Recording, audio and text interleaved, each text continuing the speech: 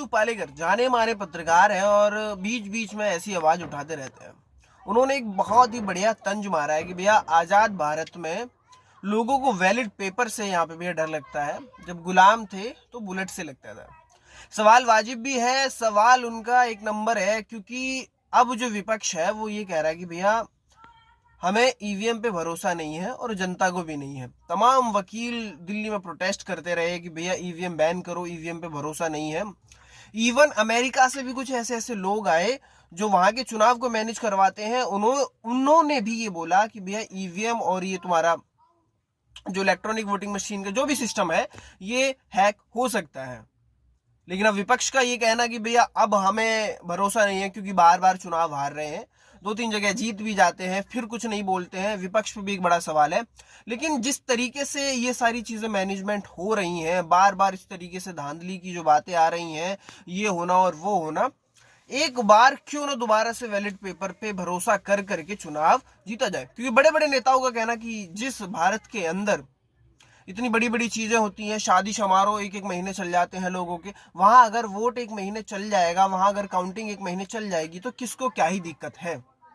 वैसे बहुत सारी चीजें हैं, उन सब में समय दिया जा सकता है। यहाँ प्रधानमंत्री का कोई इवेंट होता है तो 6-6 महीने पहले से सारी सारी तैयारी हो जाती है। तो ये लोकतंत्र का जो इतना बड़ा इवेंट है, इसको इतना ज्यादा महत्व क्यों नहीं दिया जाता है।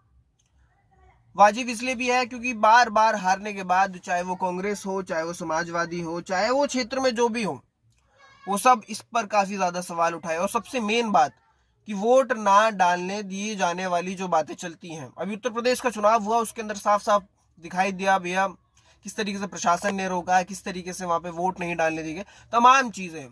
उसके बाद जो डाइवर्ट करने वाला जो मुद्दा आया कि संभल में ये हो गया, इस तरीके से ये तमाम चीजें जो लोकतंत्र की हत्या करती हुई नजर आ रही हैं, इस पर आपकी क्या राय है, आपका क्या विचार है, और क्या दोबारा से वैलिड पेपर को यहाँ पर लॉन्च कर देना चाहिए, क्या ईवीएम को बैन कर देना चाहिए।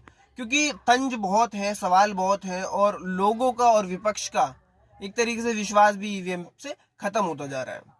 लोकसभा का चुनाव जब आया तो लोकसभा के चुनाव में मोदी जी काफी डाउन दिखाई दिए, वहां गठबंधन की उन्हें सरकार बनानी पड़ी।